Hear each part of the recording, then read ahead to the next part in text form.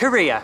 As well as having an almighty north-south divide, the country has saw its fair share of success stories here in the UK.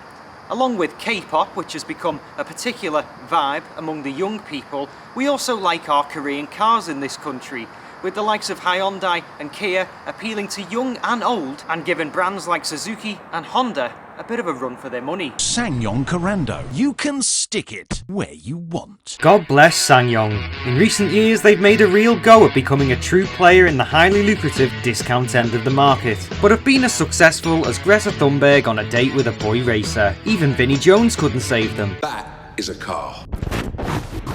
And I think I know why. This is the Rodius. Unfortunately, I had to mute the clip here because what I said was, well, completely wrong. Ssangyong, it means double dragon in Korean, but dragon, at least in Liverpool anyway, is a derogatory term used to describe a lady who's a bit of a beast. And I think you'll agree with me, this is a bit of a beast. I mean, would you? I wouldn't. Ugly, ugly, ugly, ugly, ugly, ugly, uglier. Ugly, ugly, ugly, ugly, ugly, ugly on the floor.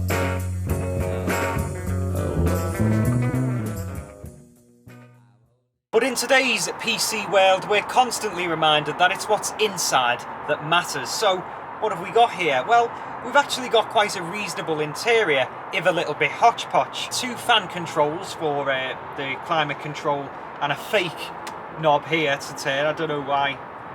I've never seen a fake air vent knob before. Cigarette lighter, but no ashtray it seems. Bad mark for Ssangyong there. Down here we've got quite Volkswagen-esque cup holders, but maybe not as ergonomic, but they do the job. And I know we don't really do storage on Matty's cars, but this is quite something. I think you could fit more in here than in a child's trunkie. I think it's this bit that you can actually take out and it turns into like not a suitcase, but one of those pull-along plazzy trolley things. The equipment on these is pretty decent as well, and considering that you could pick these up for £800, maybe closer to £500 if you're in the trade, it's a lot of car for the money, and a lot of space as well, as we're about to find out. Seat spin.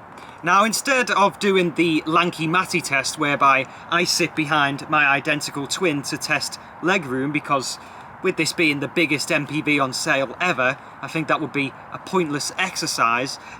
Instead, my identical twin has decided to play a guessing game with me where I guess who would actually buy this car. Well, it's got to be somebody with no style whatsoever. A priest with a lot of kids? No. A childminder who likes value for money? No. A Vernon K tribute act?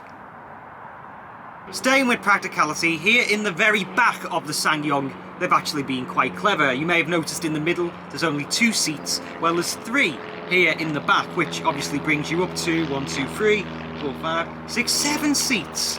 Now that might not sound very remarkable, just swapping the seat configurations around, but what it means is that all you have to do to put more space in the boot, and there is already a lot of existing space with all 7 seats up, but all you have to do is move this row of seats forward, and it all moves as one row, which means unlike on a Zavira, a C-Max, an S-Max and all your other MPVs, you don't have to bother with moving all your stuff out the boot to unfold the seats from the floor. You don't have to even move the middle seats forward before you fold them down and all that sort of faffing around. All you do is move a row forward, the kids get their legs amputated, or you move it back to have still quite reasonable luggage space. We don't normally do the boot on Matty's cars, but it's a big MPV. We'll have to have a little gander, won't we?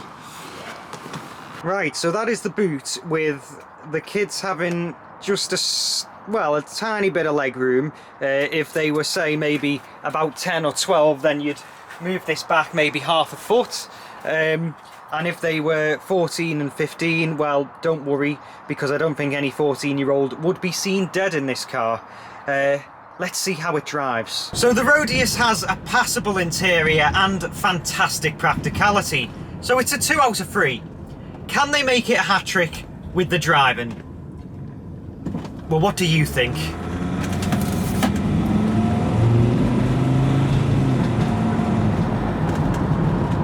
Well, the engine in this car isn't some Korean unit taken from an old ancient Hyundai Stella or something like that. This is actually a 2.7 litre Mercedes engine. A very old and noisy Mercedes engine. But for all the racket it makes, it does kick down pretty well, and I suppose at the time, that is basically the bare minimum that Ssangyong wanted. They needed probably an engine that could pull the entire weight of this car, and I imagine it's quite heavy. Now, the automatic gearbox, it does the job, but it's not the best. I can imagine, especially with the engine, this car being quite unrefined on long journeys. The ride itself actually is a little bit firm, and as you can imagine with the height of this car, a little bit sort of sway.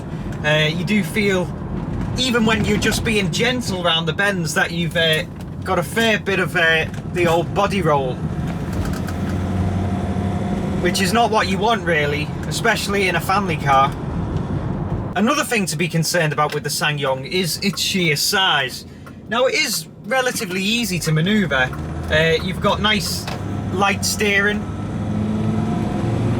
to sort of help you into the spaces, and thank God you have parking sensors. I'm a firm believer that anybody should be able to park a car without parking sensors, but a car like this, bloody hell.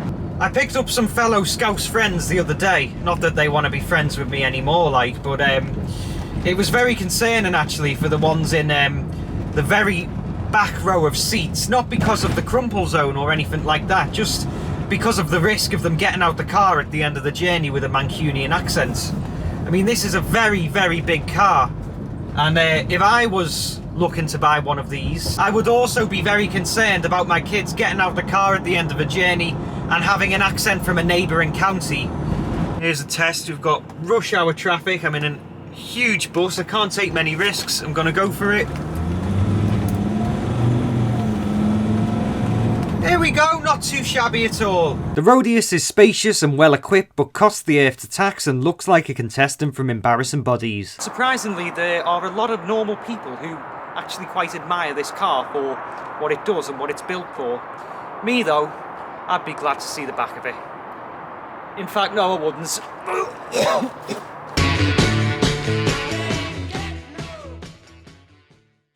Seats spin.